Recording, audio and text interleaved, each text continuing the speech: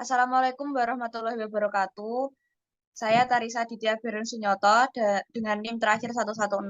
Di sini saya bertindak sebagai moderator dan pada pertemuan kali ini kita akan membahas mengenai penegakan hukum dan HAM yang akan dipaparkan oleh Muhammad Firki Firdaus.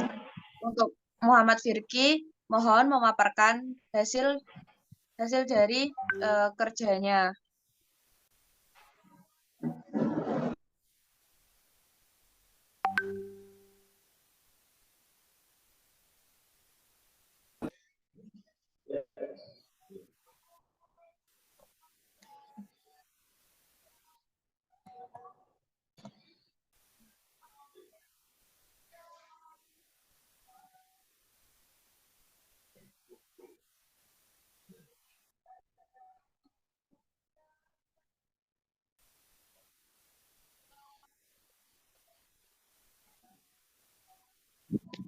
Baik, Firki, bisa dimulai.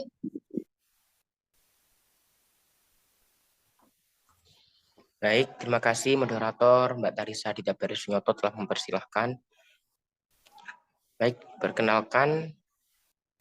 Baik, Assalamualaikum warahmatullahi wabarakatuh. Shalom, Om Swastiastu, Namo Buddhaya, salam kebajikan dan salam sejahtera bagi kita semua. Perkenalkan, nama saya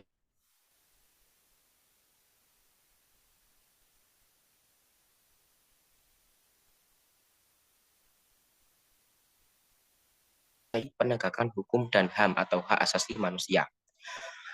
Next.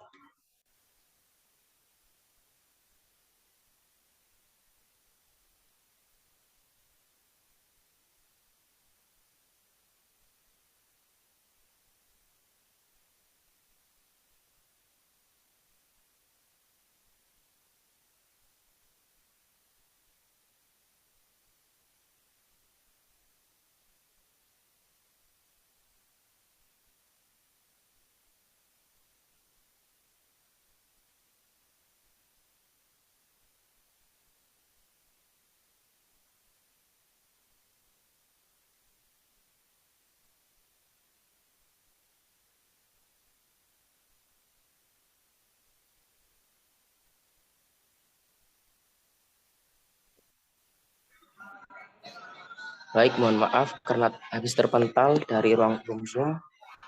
Saya lanjutkan anotasi presentasi pada materi kali ini, yaitu yang pertama mengenai penegakan hukum, yang kedua unsur sistem hukum, yang ketiga tindakan penegakan hukum, yang keempat HAM dan persamaan hak kewajiban, yang kelima pelaksanaan instrumen dan lembaga penanggung jawab HAM di Indonesia, dan yang keenam yaitu tanggung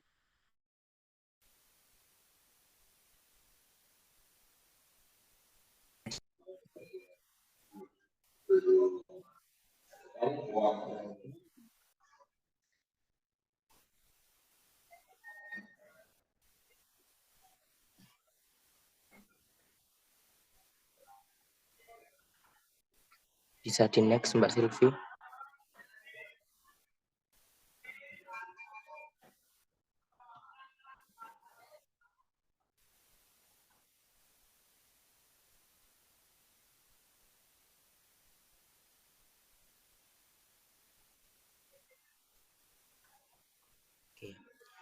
Terima kasih Mbak Silvi. Oke, yang pertama mengenai penegakan hukum. Penegakan hukum sendiri secara definisi yaitu sebuah proses atau upaya yang dilakukan dengan tujuan untuk menegakkan sekaligus memfungsikan norma-norma hukum secara relate atau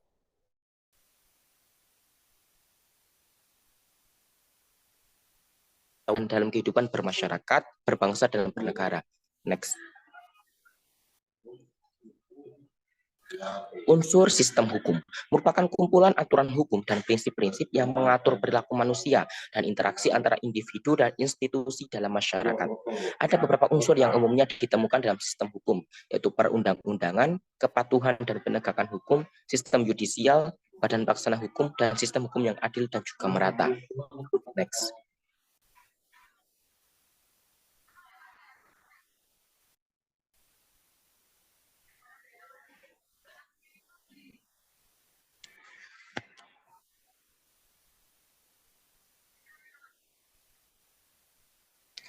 Oke, tindakan penegakan hukum merupakan kegiatan yang dilakukan oleh aparat penegak hukum untuk mencegah, menindak, dan memberantas tindak pidana yang dilakukan oleh pelaku kejahatan. Beberapa tindakan penegakan hukum yang umumnya dilakukan aparat penegak hukum yaitu penangkapan, penyitaan barang bukti, pemeriksaan, penuntutan, pelaksanaan putusan pengadilan, dan rehabilitasi. Next. Baik, sebentar teman-teman, karena masih terhalang oleh sinyal dan jaringan. Terima kasih Mbak Sylvia. Next, materi yang selanjutnya yaitu HAM dan persamaan hak kewajiban. HAM atau hak asasi manusia merupakan hak yang melekat pada setiap manusia hanya karena ia seorang manusia yang tidak bisa dipisahkan dari martabat kemanusiaannya. HAM meliputi hak-hak sipil, politik, ekonomi, sosial, dan budaya. Persamaan hak dan kewajiban adalah prinsip bahwa setiap individu memiliki hak dan kewajiban yang sama di hadapan hukum tanpa terkecuali. Dalam konteks HAM, persamaan hak dan kewajiban berarti bahwa setiap individu memiliki hak yang sama untuk diperlakukan secara adil dan setara di hadapan hukum, tanpa adanya bentuk diskriminasi atau perlakuan yang tidak adil. Setiap orang juga memiliki kewajiban untuk menghormati hak-hak orang lain dan menghindari melakukan tindakan yang merugikan orang lain. Next.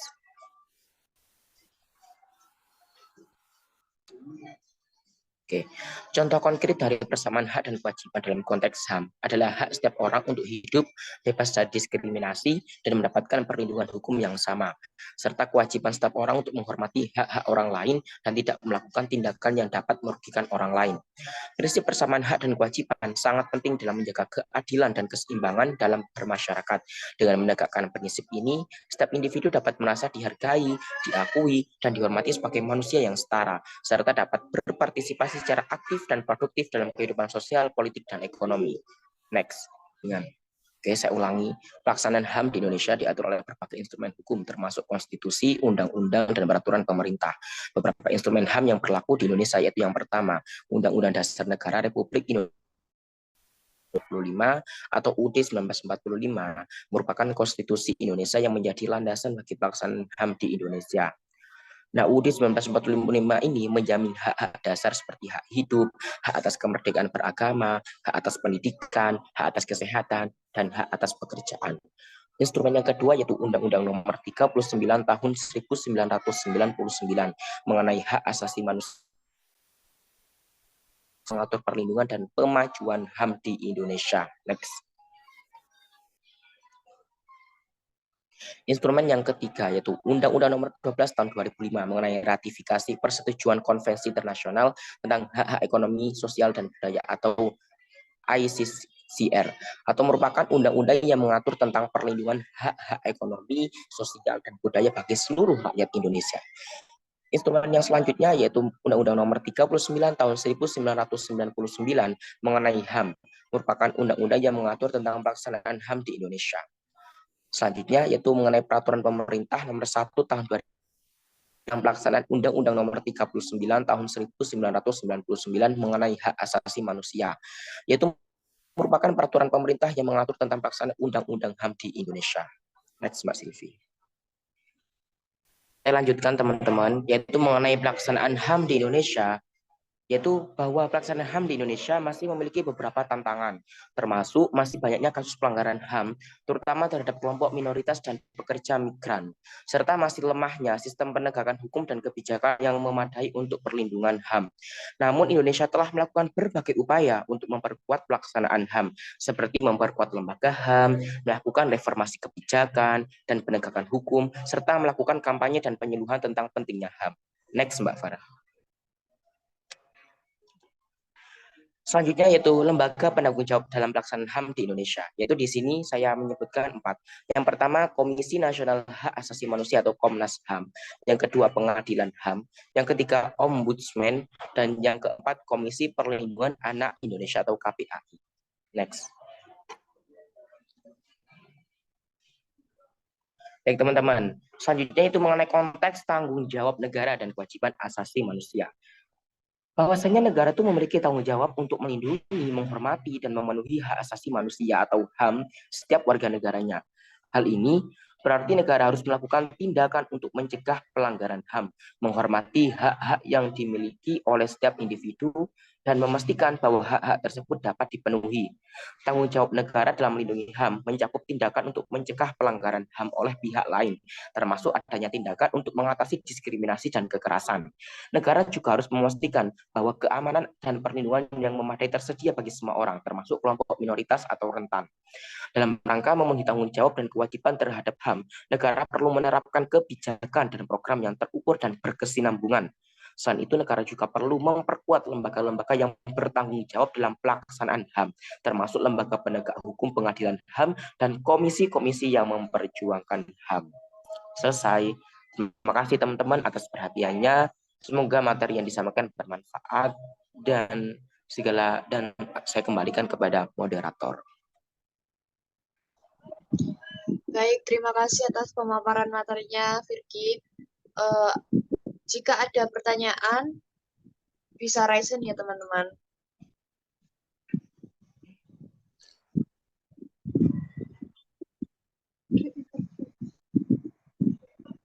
Baik, teman-teman. Baik, apakah ada pertanyaan untuk Virgi atas pemaparan materi?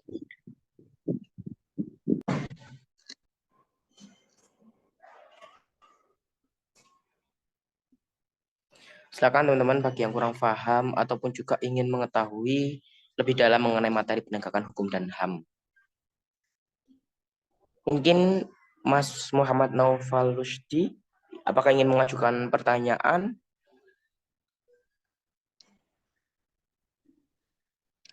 Ya, izin bertanya. Baik, silakan Mas Naufal. Izin bertanya, bagaimana bentuk keterkaitan antara hak asasi manusia dengan kewajiban asasi manusia dalam kehidupan sehari-hari kita sebagai manusia? Dan pertanyaan yang kedua, peran apa yang dilakukan mahasiswa dalam penegakan HAM? Terima kasih.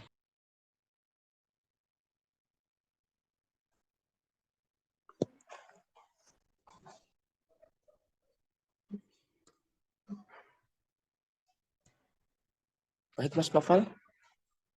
Ini apakah sinyal saya atau sinyal Mas Noval ya terhalang? Apakah pertanyaan sudah disampaikan?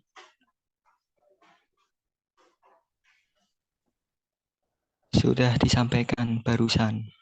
Baik. Apakah pertanyaannya disampaikan yaitu bagaimana bentuk keterkaitan antara hak asasi manusia dengan kewajiban asasi manusia dalam kehidupan sehari-hari kita sebagai manusia dan peran apa yang dilakukan mahasiswa dalam penegakan HAM? Betul ya Mas Noval? Ya, benar. Mbak moderator, apakah ini ditampung terlebih dahulu atau langsung dijawab? Untuk pertanyaan, silakan raise hand dulu. Nanti satu pertanyaan dijawab, satu pertanyaan dijawab saja. Baik. Oke, saya jawab langsung ya Mbak, berarti pertanyaan dari Mas Noval. Iya, silakan. Yaitu mengenai bagaimana bentuk keterkaitan antara hak asasi manusia dengan kewajiban asasi manusia dalam kehidupan sehari-hari kita sebagai manusia. Dan apa sih peran yang dilakukan oleh mahasiswa dalam penegakan hak asasi manusia?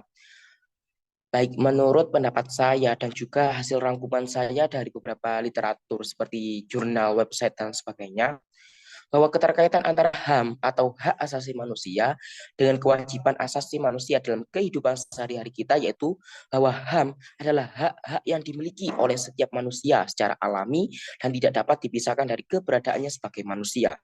Kewajiban asasi manusia mengacu pada tanggung jawab setiap individu untuk saling menghormati, toleransi, dan melindungi hak-hak tersebut, baik untuk diri sendiri maupun untuk orang lain.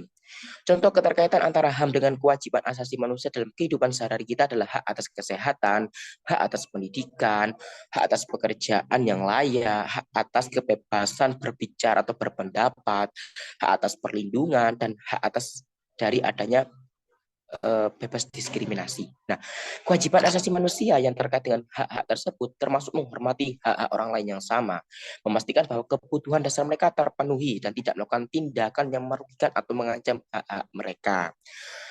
Nah, setelah itu apa sih peran mahasiswa dalam upaya penegakan HAM? Nah, peran mahasiswa itu sangat penting karena mereka adalah agen perubahan atau agen of change dalam masyarakat. Mahasiswa dapat melakukan aktivisme, advokasi, dan kampanye untuk memperjuangkan hak asasi manusia, serta mendorong pemerintah dan lembaga swasta untuk mematuhi standar HAM yang ditetapkan secara internasional. Selain itu, mahasiswa juga dapat melakukan penelitian dan menyebarkan informasi tentang situasi dan kondisi HAM di suatu wilayah, serta mengorganisir acara untuk meningkatkan kesadaran masyarakat tentang masalah-masalah HAM.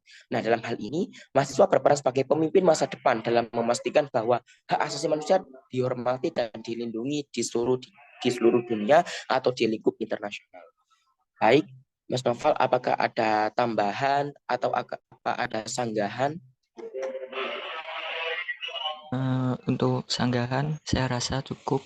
Terima kasih atas jawabannya, Mas Firky. Baik, Mas Noval, terima kasih kembali. Baik, dari peserta kuliah mandiri yang lain, apakah ada tambahan? Izin masuk ya. Saya hanya Baik, ingin menambahkan aja. Tadi kan katanya Firky kan sebagai mahasiswa itu kan juga sebagai penegak HAM ya. Memang itu adalah sebuah hal yang sangat wajib bagi seorang mahasiswa. Akan tetapi selain itu mahasiswa itu juga ada haknya dalam memainkan peran sebagai pengawas terhadap kebijakan pemerintah atau institusi yang dapat mempengaruhi hak asasi manusia. Itu seperti kayak kebijakan pendidikan, kesehatan, lingkungan hidup. Itu dengan melibatkan diri kita sebagai seorang mahasiswa dalam kegiatan semacam itu mahasiswa dapat memperjuangkan hak asasi manusia dan memastikan bahwa hak tersebut dihormati dan dilindungi. Seperti itu. Terima kasih. sama-sama. Baik, Mbak Turtul Faria, terima kasih atas tambahannya yang sangat luar biasa. Baik, apakah ada yang ingin bertanya kembali? Saya kembalikan ke moderator. Baik, apakah ada yang bertanya kembali? Mohon raise hand ya, teman.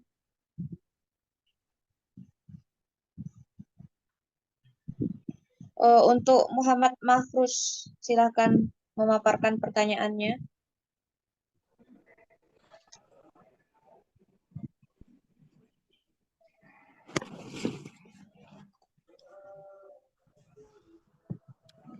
Bagaimana penegakan hukum dapat mencegah pelanggaran HAM dan apa saja upaya yang bisa dilakukan dalam hal ini? Baik, terima kasih Mas Makhrus untuk pertanyaannya. Ini langsung saja ya. Itu mengenai bagaimana penegakan hukum dapat mencegah pelanggaran HAM dan apa saja upaya yang bisa dilakukan dalam hal tersebut. Baik. Penegakan hukum yang efektif dapat membantu mencegah pelanggaran HAM dengan memastikan bahwa pelaku kejahatan dikenai sanksi dan konsekuensi yang setimpal dengan tindakan yang telah mereka perbuat. Berikut beberapa upaya yang telah saya rangkum dari pemahaman saya dan juga dari literatur yang setelah saya baca. Penegakan hukum yang tegas. Nah, ini merupakan salah satu upaya yang harus dilakukan, yaitu bahwasanya negara harus memberikan perlindungan yang memadai dan efektif untuk mencegah adanya pelanggaran HAM. Penegakan hukum yang tegas dan adil dapat mengirimkan pesan bahwa pelanggaran HAM tidak akan ditoleransi dan dapat dikenakan sanksi atau konsekuensi yang berat. Yang kedua yaitu pelatihan penegak hukum. Penegak hukum harus dilatih secara terus-menerus tentang standar dan prinsip HAM, serta bagaimana menerapkannya dalam praktik. Pelatihan ini harus mencakup semua aspek penegakan hukum, termasuk penyelidikan, pengumpulan bukti, proses pengadilan, dan penegakan hukum setelah keputusan pengadilan.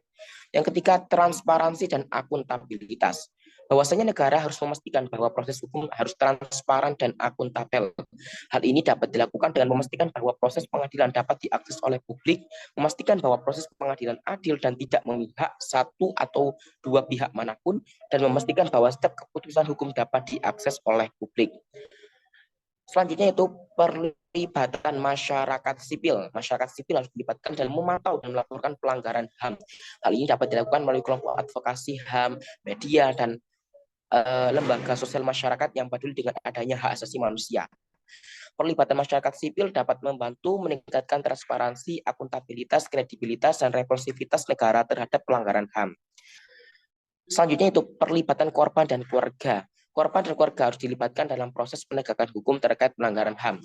Negara juga harus memberikan dukungan dan perlindungan untuk korban dan keluarga mereka, serta memastikan bahwa mereka dapat memperoleh keadilan dan restitusi atas kerugian atau ganti rugi lah intinya. Ganti rugi dari apa yang telah dialaminya atau apa yang telah dideritanya. Nah, kesimpulannya dari yang telah saya sampaikan tadi, bahwasanya upaya-upaya tersebut itu merupakan beberapa langkah penting dalam memastikan penegakan hukum yang efektif dan mencegah pelanggaran HAM. Negara harus memberikan komitmen dan dukungan dalam menerapkan upaya-upaya tersebut baik melalui undang-undang, konstitusi, kebijakan, dan program-program yang nyata dan terukur serta berkesinambungan. Baik, Mas Muhammad Mahruz, apakah ada sanggahan ataupun tambahan? Tidak ada, terima kasih. Baik, sama-sama. Terima kasih, Mas. Apakah yang dari yang lain ada tambahan atau ada sanggahan? Silakan.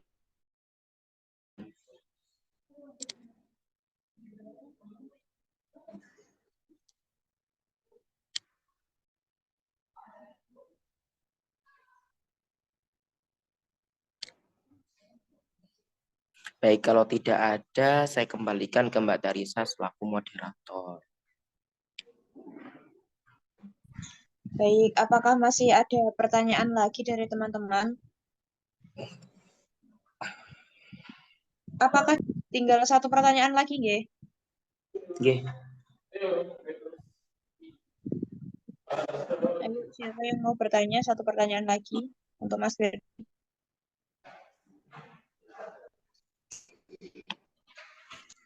Baik, apakah ada yang ingin bertanya, teman-teman? Silahkan.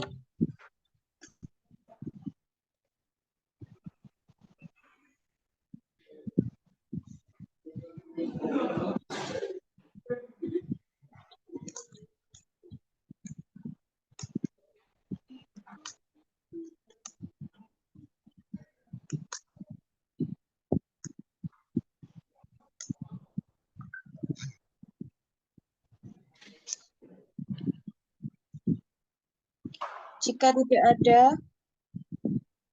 saya cukupkan perkuliahan pada hari ini.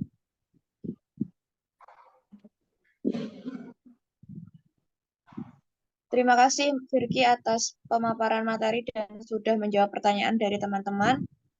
Baik, sama-sama Mbak moderator. Saya selaku moderator, jika ada salah kata dan perbuatan, mohon maaf yang sebesar-besarnya. Terima kasih teman-teman. Wassalamualaikum warahmatullahi wabarakatuh. Waalaikumsalam warahmatullahi wabarakatuh. Terima kasih teman-teman dan Mbak moderator dari Room Zoom. Baik.